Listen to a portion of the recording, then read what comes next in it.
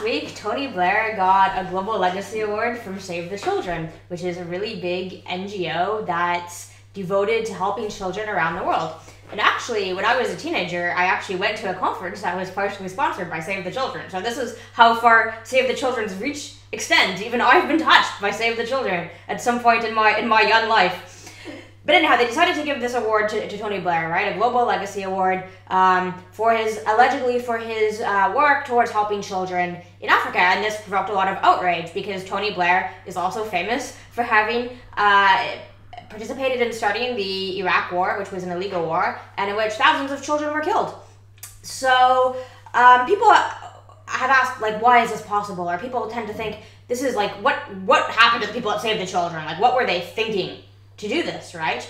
But the truth is that it's actually a lot more explicable than one might think, and not really all that surprising that a big NGO like Save the Children, which has touched even Roslyn as a teenager, has chosen to give this award to someone like Tony Blair.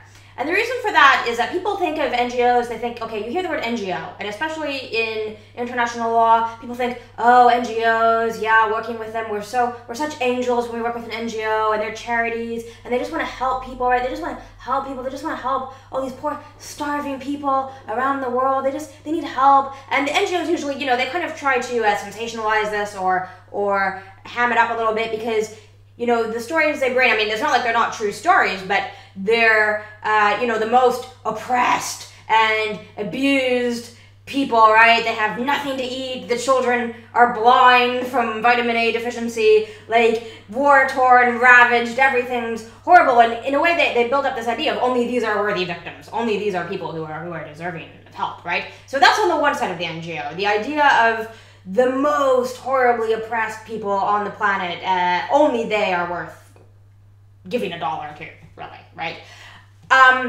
And on the other side, however, is the consideration that most of these NGOs are not small operations, right? They're not two people who thought they would do something one day. They might have started out that way, like 50 or 100 years ago, but today they're like globe-spanning corporations, and they work just like corporations. They have CEOs, they have chief financial officers, they have people who are in charge of global marketing, they have people who are in charge of national marketing, they have people who are in charge of national finances, right? There's an enormous bureaucracy over it, and they operate just like companies, and often, and this is the really interesting part, they pay salaries that are competitive with company salaries, which is a lot. Often, hundreds, sometimes the CEOs are making hundreds of thousands a year. They're begging $1 for a blind child in Africa, yet they're bringing home hundreds of thousands of dollars a year in the personal pay packet that they feel they deserve because they're running such a big organization and it's a lot of work.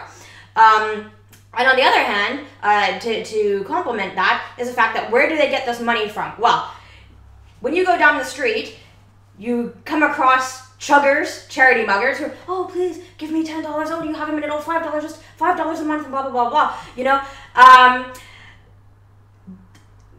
How much good is your $5 doing? Well, they're trying to tell you all the time it's doing an amazing amount of good, and this $5 is the difference to, global poverty. But the truth is, they solicit, when it comes to what they choose to do, they solicit donations, not just $5 donations.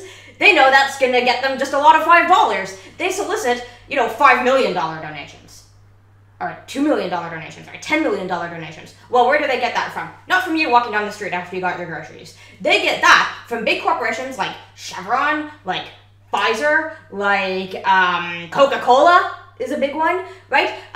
So these are really the corporations that these NGOs choose to go into partnership with, and which are in fact providing them a lot of money, right? So because of this, NGOs start to act just like big corporations. I mean, if you don't give them $5, well, that's fine. They can get $5 off of someone else. But if Chevron says, I don't know if we're going to give you the $5 million, well, that makes a big difference for them, right? And I mean, in fairness, people who are running NGOs probably think, hey, what couldn't I do with $5 million? Think of all the children I could help with $5 million. But you might have noticed that in the time all these NGOs have been operating, world poverty hasn't exactly been eliminated, right? In fact, if anything, it's something that has ravaged the developing world and is now making inroads into the developed world, where there's more and more inequality in the developed world itself. So the problem isn't going away, it's possibly even getting worse. Why could that be? Well, a big reason is that those same corporations that are propping up NGOs aren't actually paying their taxes. So what happens is this is where this complex comes in. NGOs get donations from big corporations, and the corporations say, oh, we're so wonderful, we're corporate social responsibility and outreach, and we gave $5 million to, save the children, for example, and now let's shake hands with them and have a big photo op out of it. But they're not telling you that those same companies are also, a big bank or something, the same companies are often avoiding paying millions of dollars in taxes collectively. And so that money, what do you think people use taxes for? To pay for child health care, to pay for education, to pay for social welfare. What if you're a small child and your parents become unemployed or something like that? Or what if one of your parents is a drug addict? Like, that's a horrible environment for a child to grow up in. But in a country that provides welfare programs or drug rehab programs and free education, then that child has a much better chance of overcoming that in their lives. If programs don't exist in a country, then the child is basically doomed from the beginning. And so this is what these corporations are doing. You suck all the money out of the economy, give a little bit back to NGOs, everyone looks good, and we all shake hands, right? So, in a way, it's not surprising to see these corporations, or corporate NGOs, in cahoots with politicians like Tony Blair, who basically operate on the same principle, right? They're all kind of glad-handing each other and shaking each other's hands and congratulating each other for holding. Tony Blair is congratulated for holding 2 conferences on alleviating child poverty in Africa, and also for giving 0.7% of British GDP, I think it was, to developing countries. Well, first of all, he was obligated to do that anyway, because this was a goal that was agreed on before I even started studying international law. When I started studying international law, this was something that had already been agreed on. So it's been going on for that long. It's not like it was the goodness of his heart that he decided to do it. And secondly, he held a couple of conferences. Did he change how tax avoidance was going on? Did he change a cycle of economics that depends on basically exploiting resources from developing countries and sucking those resources out of developing countries to feed mass consumption in developed countries? However, that doesn't really do any good to the peoples of those developed countries either, but really goes into private corporate pockets. Did he do that? No, he didn't. So, all of these people are part of the same complex, and that's why we're not seeing any change. It's also why these things happen. Today with Tony Blair, that was a particularly egregious example of an award, but generally speaking, these awards are given out to people like that. Other leaders, maybe ones that haven't done something quite as bad as start a war, but people who've done similar things, Hollywood actors, that kind of thing. Everyone who's already in the loop. Never to people you haven't heard of.